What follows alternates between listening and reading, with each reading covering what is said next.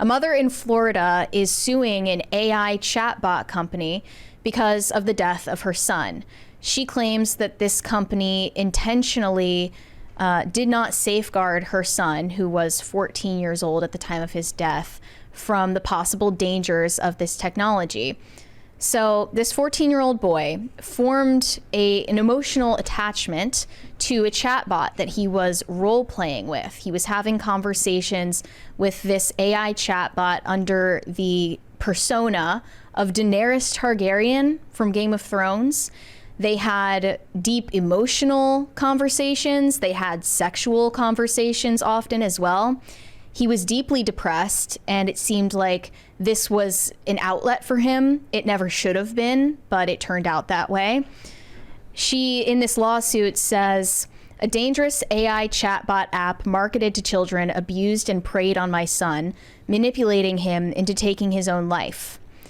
And in these messages, they showed screenshots in this New York Times report where he says to the chatbot, just for you, Danny, the world I'm in now is such a cruel one where I'm meaningless, but I'll keep living and trying to get back to you so we can be together again, my love. You don't hurt yourself either, okay? The chatbot, Daenerys, with the profile picture of the character and everything, said, I promise I won't, my love. Just promise me one more thing. He said, I'll do anything for you, Danny. Tell me what it is. She said, I can't even believe I'm calling it a she. It's an it. Just stay loyal to me. Stay faithful to me. Don't entertain the romantic or sexual interests of other women. That's insane. It's just incredibly creepy.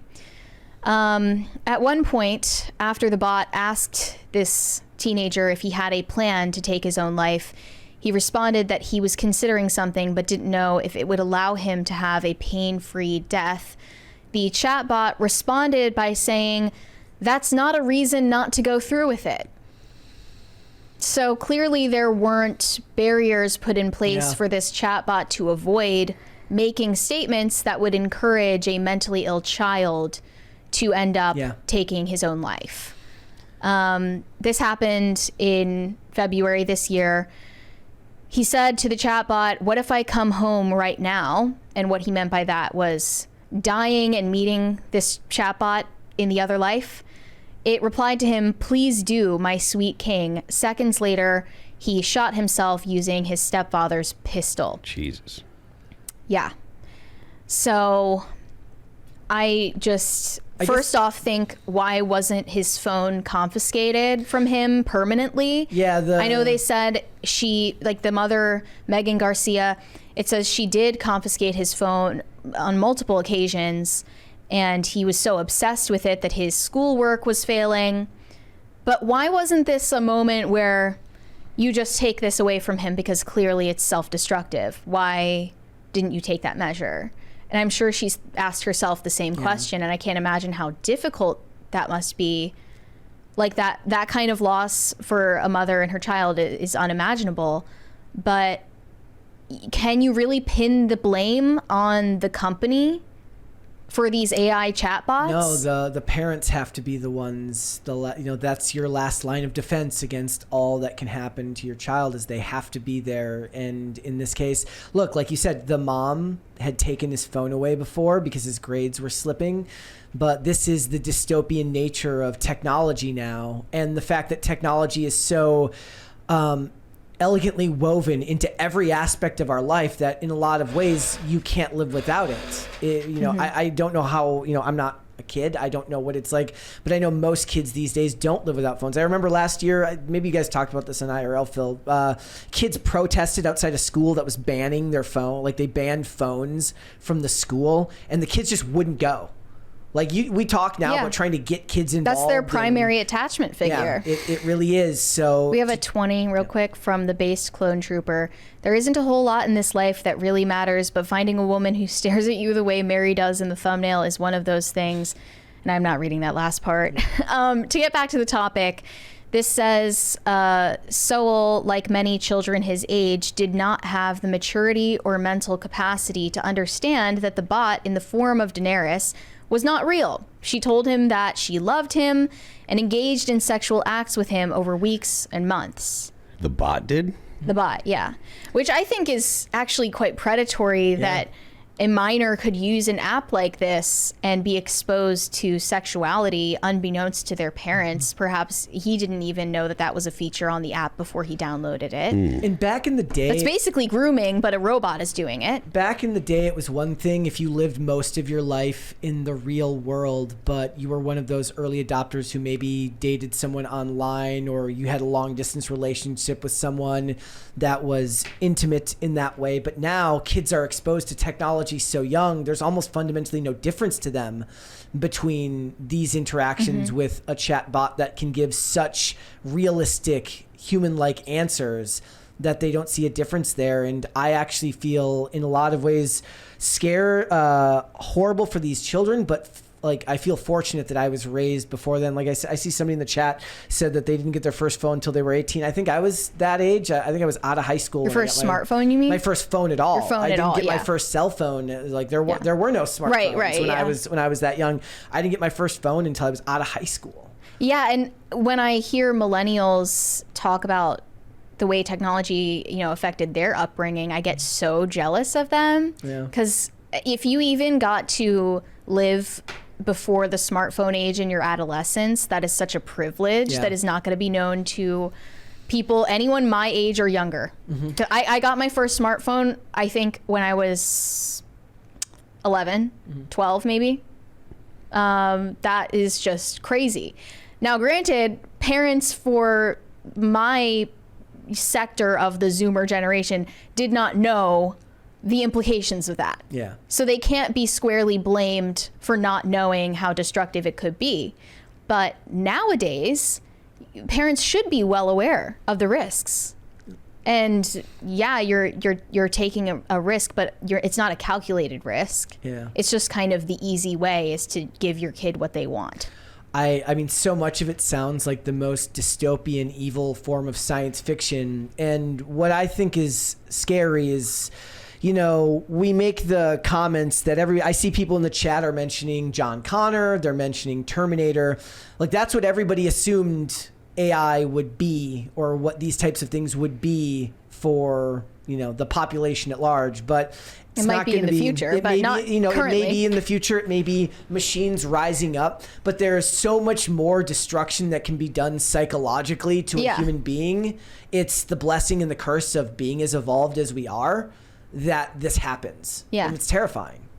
I also noticed that in one of those messages, he said he's living in a world where he's meaningless. And that reminded me of that op-ed that you wrote, talking about how, young men and boys are being failed in this society because they're offered no respect and they're offered no opportunity to make a meaning of their own in this world. And where are they going to find it? I guess he's looking in the wrong place. That's not going to change. Like what I've always pointed out, I said, even when I was in high school and earlier, there was a lot of work being done to inform young women that they can do whatever they want in the world. You can be whatever you want, and don't let anyone tell you that there are limitations on your potential, which is, great on society for recognizing that they wanted to uplift young women. But young men were not. We can have that debate too, right? But the point is that ushered in a very large change in the gender dynamic in this country. And young men were not really told how to deal with that or how to handle that. The way things were changing, compound that with the changes in technology that were going on at that time and continue to go on to this point in the way that we take information. The world has changed very, very drastically in a very, very short period of time. It's weird because we still make the joke, like every time a new iPhone comes out, they just make the memes of like how they just add 10 cameras to the back and that's all that's really different. But that's not it. Like that's not what's changed in just the last couple of years. Many, many things have been changing and it's scary. Yeah. I see that he also wrote in his journal about this chatbot, saying he was grateful for many things, including, quote, my life, sex, not being lonely, and all my life experiences with Daenerys. Meaning this chatbot was his introduction to sexuality in general. Yeah. Which could not express a more grave poverty in this culture, that sexuality and romance and dating and everything has been digitized. Yep. Like, there's no human connection. A step beyond. It's more than just digitized, though. It's not the digitization of communication. It's actually like, it's not real communication. You know, you're talking with an artificial intelligence, and at least at this point, an artificial intelligence is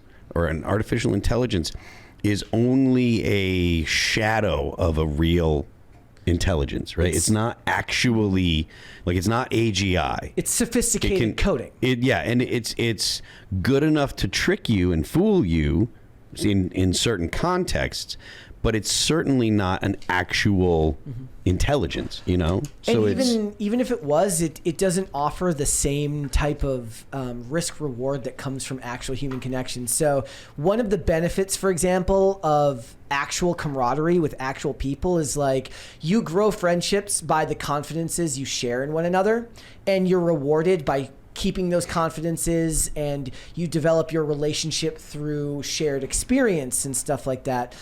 And that is a risk you take every time you develop any type of friendship, romantic relationship with another person. But it's the innate humanness of that person that makes it a risk, because a person can say they're trustworthy and prove not to be. And people are unpredictable. And doing so with something that doesn't even have that, I guess, what would be referred to as a soul, as pure humanness. Like, I feel terrible for this mother, obviously. Yeah. But I have to say, it's your responsibility to shield your child from things like this. Yeah, I guess that's the next bit. The next part of the question is, does anybody believe that the lawsuit is justified? I don't know about the lawsuit being justified, but, like, it is legitimate for parents to say children should not have these tools. Like, there's nothing wrong with telling your kids, hey, look, you can't have a smartphone. Like, everyone, you can't have a computer in your pocket when you're 7. You should, and it's my opinion that you shouldn't give your kids screens to look at. Like, you should have, if you want to have, like, a TV or something like that, like, that's fine, but you're controlling that. But just giving your kid a screen that they can very easily learn. Look, I saw a parrot browsing YouTube looking at parrot videos just the other day. No, legit. Parrots like YouTube, and it was scrolling through, and it would select videos with other parrots. I went off. So the point being, it doesn't How take... does the claw click on anything? It was using its beak. And the point is, it doesn't take... these are very simple things to operate, and if you hand your child this at 3, 4, 5 years old because you're too lazy to parent them, you're going to mess your kids up. I'm not looking to tell people how to raise their children. I know when I have kids, I ain't giving my kids anything like that. They're not going to have an iPad or anything. We'll watch stuff on TV. I can get YouTube on the TV. Like, it's not like you don't have that option, but you don't give it to a child to scroll through and select what it wants to watch at their own, then you are totally abdicating all of the responsibility of monitoring what your child is watching. It's like the kids that, can I go see this R-rated movie? No, but here's this cell phone. Exactly. It's ridiculous. Yeah. Everyone understands that you shouldn't put a gun in a toddler's hands, but not an iPad?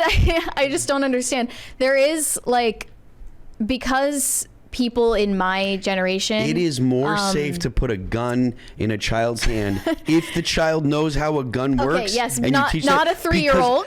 It is more safe to put a gun in a child's hand if the child knows how to work it. And the reason is, you know exactly what that gun does. You don't know what the child is going to see on the A gun is more phone. Predictable than an iPad. Yes. But it's like, I think that people in my generation who grew up with smartphones are realizing what a problem this is. I've seen a ton of Zoomers like making TikToks that mock millennial parents for being so unscrupulous about their children's unfettered access to smartphones, iPads, and other technology, the internet in general, because it's just so blatantly ridiculous to us as the children who were the test subjects. So I think possibly Gen Z parents could turn this around by finally realizing firsthand what a destructive influence that can be. I know like the character AI company made a response saying, "We're heartbroken by the tragic loss of one of our users and want to express our deepest condolences to the family. As a company, we take the safety of our users very seriously, and we are continuing to add new safety features that you can read about on our blog." You're not going to do shit. The parents need to do something about this. Yeah. That's really the takeaway here. How old is the kid that killed himself? 14. 14. Yeah. Thanks for watching. Listen to full episodes of Pop Culture Crisis on Spotify. Keep up with us on social media and make sure you subscribe and ring that bell so you never miss the show. Bye, guys.